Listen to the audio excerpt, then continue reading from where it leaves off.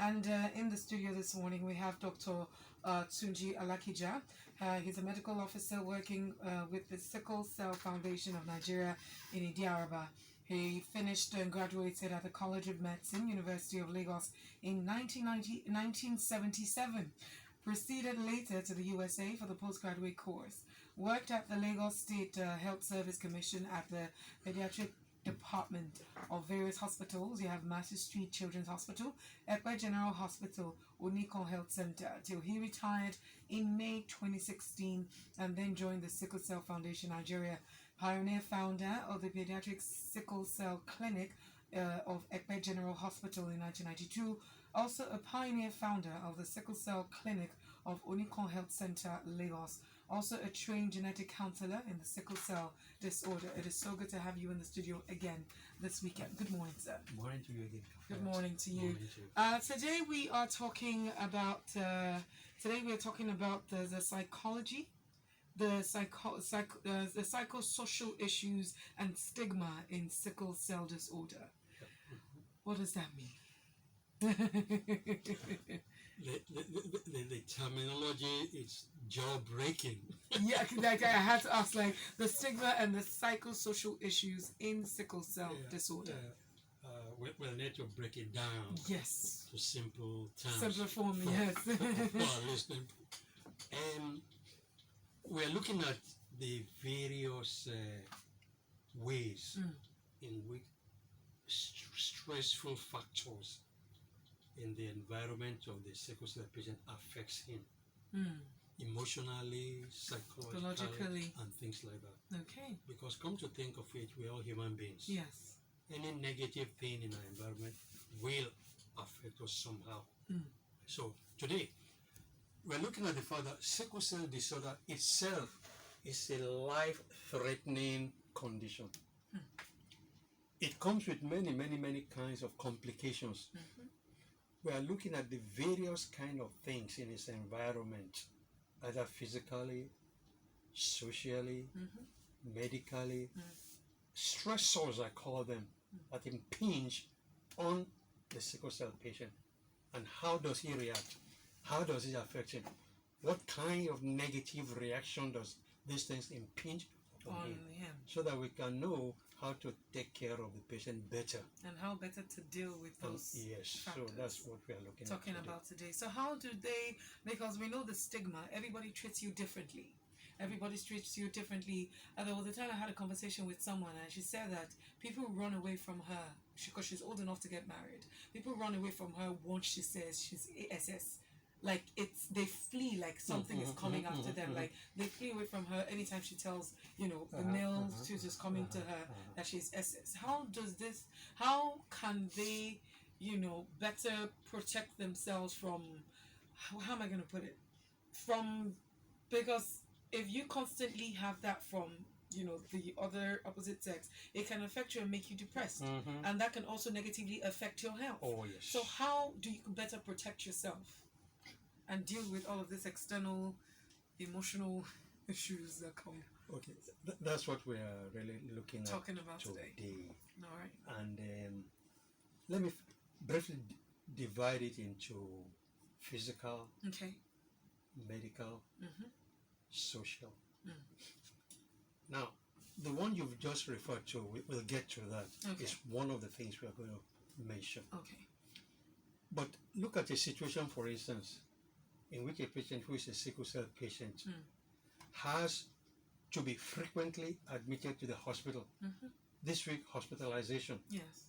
His colleagues are in school, they are doing well. He has to be in hospital maybe for 2 weeks. He has missed lessons. Already. Okay, so frequent admissions to the hospital is one major thing, especially among the young people. It affects them. Many of them feel depressed. Many feel, why me at all times? It affects the family life. If a daddy, for instance, is a daddy, 20-something years, he has 2 children, and every other week he's admitted to the hospital, it affects his work. And because he's not going to work well, he may start to think differently, that why am I like this? And people begin to look at him as if to say he's not fit for the work. and he begins to get depressed inside himself. So we are looking at frequent admission to the hospital that can have a negative effect on the patient and also on the way we're going to treat him. Painful crisis is common to all sickle cell patients. I doubt it if there's any sickle cell patient who has not at one time in his life had a painful crisis. Now, it's so unpredictable. That's another thing. You don't know when it will come. You may take all the precautions in quotes. The crisis will just come suddenly. Bone pain, and you are feeling so awesome. So that kind of patient is careful not to go to some places where that kind of crisis will take care of him. I mean, will happen to him. So we are looking at, number one, like painful crisis. It affects the kind of peer relationship of people. So that already affects your social life. It affects your social life, even your marital life, even a suitor who is coming to propose to you shortly, and you know that if this thing happens in his presence, he may say, "Ha, what kind of thing is this? Are you a sickle?" And make him flee. It makes him feel that, look, I'm not one of the people acceptable in this world. So that's another thing. Stigma is there. People tend to say, "Oh, this one is."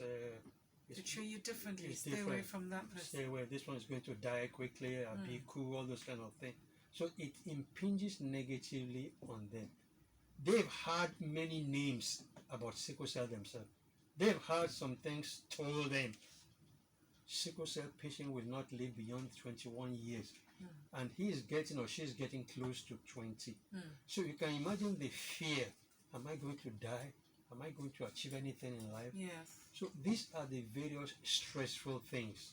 And we're trying to see how these impinge negatively on the different patients that have sickle cell disease. All right. So how can they better, especially the caretakers now, those who care for the sickle cell patients, what are the things that they can actually do to shield the SS patients from negative? Is there certain things that they should say, or because it's already a toll on them mentally and emotionally? So what are the things that they can do differently to try to, ease the emotional stress and depression that they tend to go through, if that makes sense? Okay. Now, number one, you need to accept the patient for who he is. Don't let him think, "Oh, I'm useless, I cannot make it in life." Okay. The way you approach the patient is also very important. Take him as, "Oh, you are one of us. Anybody can have any problem." Maybe you have hypertension. Maybe you yourself have diabetes or something. Tell the person that, "Hey, me that is talking to you, I'm a medical doctor. I have hypertension. It's a chronic thing. And that doesn't make me less a human being than any other person." So let him know that it's just one of the things that can happen to anybody. It's a chronic disease. Nobody runs away from somebody who has hypertension. Nobody will run away from somebody who has diabetes. I don't think because you have diabetes, people run away. So give him a kind of a positive outlook on himself. And don't let him feel that because I have this, I'm different from every other person. Many doctors have high blood pressure. You may not know it. Some governors, we can't mention him here, have sickle cell disease. We can't mention it here. A high court judge, she had sickle cell disease. Sort of, yeah. And I'm careful the next one I want to mention. I don't know whether I should mention it, but I need to say it, but mention it carefully. Our president, the biggest man in the country, the family, they have issues with sickle cell. Maybe many people don't know. They have issues, and that's why the first lady, the sister, they are very passionate. Very passionate about sickle cell because they have people in their families who they have lost. So they know what it is to deal with patients that have sickle cell. Yeah, they've lost two ladies there. So what I'm trying to say is that if that can happen to the biggest family in the country, why can it not happen to you? So we need to let the person feel, and then we need to encourage the person to join groups of other people who have sickle cell disease. To encourage each other. To encourage each other, like the Sickle Cell Club. You know, the Sickle Cell Club is a kind of affiliate to the Sickle Cell Clinic and Hospital. Okay. Most of the hospitals that have Sickle Cell Clinic, they also run club, which is more of a more relaxed social setting. Okay. So by the time you go to the Sickle Cell Club, you find so many other people there. You talk together, you laugh together, you encourage each other, you ask questions. So you know what other families are going through and how they are coping. It makes you feel like you're not alone. You are not alone. So, and then of course, we encourage them to come regularly for checkup. Any little problem you have, don't delay, don't waste your time. Come quickly. Register in a good hospital where there's a doctor who knows about sickle cell. Some of these are patients, they are registered in some hospitals where the doctors there, the nurses, are not very knowledgeable in sickle cell management. And you may not get the best. And let them know that things like, will I die tomorrow? Will I make it? They should not entertain such. Because there's a correlation between what you think, what you feel, and what you do. Very true. There's a correlation. Very true. Even the Bible says, as a man thinketh in his heart, so if somebody, for instance, is thinking, a sickle cell is thinking, I may not be able to do this thing very well. This thing they ask me to do. It's like you're calling it upon yourself and you're attracting that to you. And if you are always thinking, that may even prevent you from doing it after all. So I think that we need to attack it not only medically but also emotionally as well. We may need to bring in a psychologist nurse sometime, especially trained sickle cell psychologist, to deal with the psychological aspect. What are you thinking? What are your fears? How do you see yourself? And to let them know that, hey, no, this is not the end of life. That is, illness doesn't define you. There's more to you than the disorder. And that it is how you see yourself. And give examples of many other people who have lived long. They didn't die at 21, 50, 60, 70, 80, 90. We have a 94-year-old woman now, Alakija Yelaguda. She is 94, and she is not dead yet. And I think she says that she's still going to see her great-grandchildren.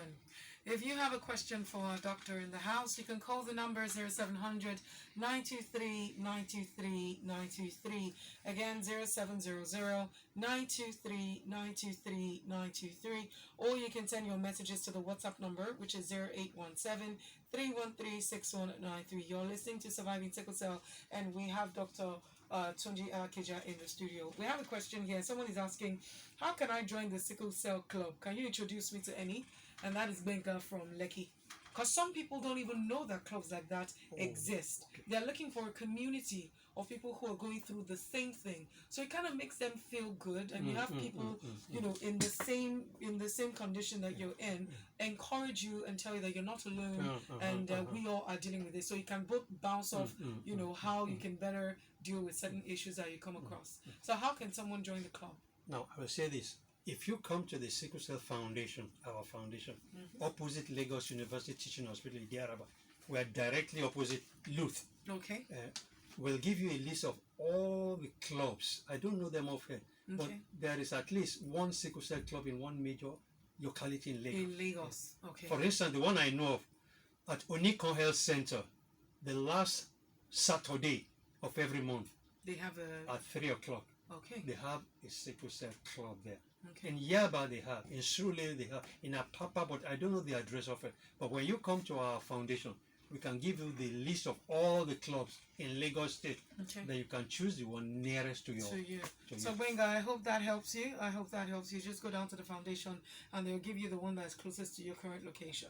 Call the number for more questions. If you have a question for the doctor, 0700 923 923 923. Or you can send your messages to the WhatsApp number, which is 0817 313 6193. And today we've been talking about stigma and psychosocial issues in sickle cell disorder. And basically that's what the conversation has been all around, and how to deal with the external factors, how it impacts you negatively, emotionally, mentally, and how to better deal with it. Because if it affects you in the wrong way, it can also make your health deteriorate worse And than the progress of it. and the very progress bad. of it. Yes. So what are the others? Now take a case of a patient with sickle cell disorder. Yes. The patient is SS. And the patient, maybe a young person, 10 years old, 15 years old, is Yes. SS, discovers that, hey, my mommy, her genotype is AS. My father, his genotype is AA. He said, how do I become SS? SS. Yes. And to cut the story short, they went and tested the genotype of the three of them again, and it is confirmed. Daddy is AA, mommy is AS. So where did the SS come from? And he's, how do I get SS? And now you explain everything to the mother.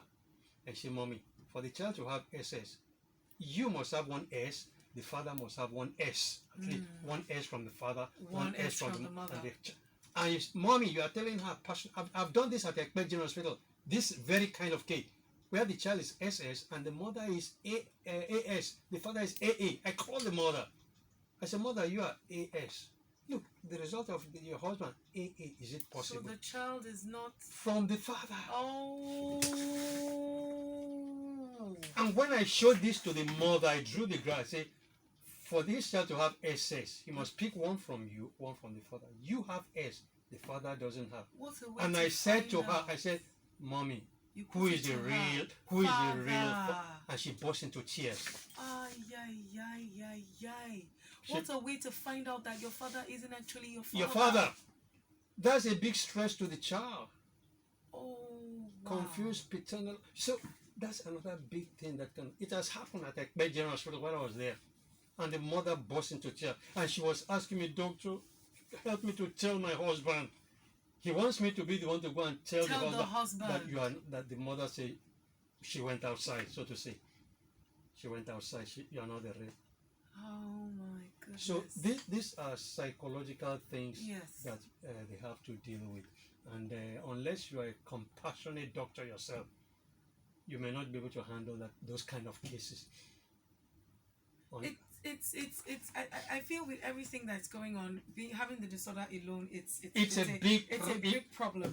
Now, how exactly can you fully protect yourself from the external negativity or stigma from people? Can you completely protect yourself, or how can you minimize it? Okay. Minimize. To the barest minimum, so it doesn't worsen your condition. Okay. I love the word minimize, because there are some things that just will come up. But you have to have a matured, stable mind yourself to know that, hey, this is just one of the chronic diseases that we have. Yes. And there are other chronic diseases. In fact, to tell the truth, many of the sickle cell patients, they are coping well with all this negative extra. They are coping well. It's only about 10% that have problems with coping, and they have to be hospitalized and admitted.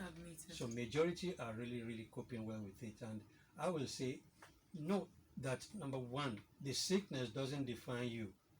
It's just a chronic disease like any other chronic disease, like diabetes, hypertension. That people have to deal with. People deal with it. They don't even think of hypertension, that I have a stigma kind of thing, and that you can achieve what you determine you will achieve. Don't look at yourself negatively. Don't think I'm not somebody who can achieve something.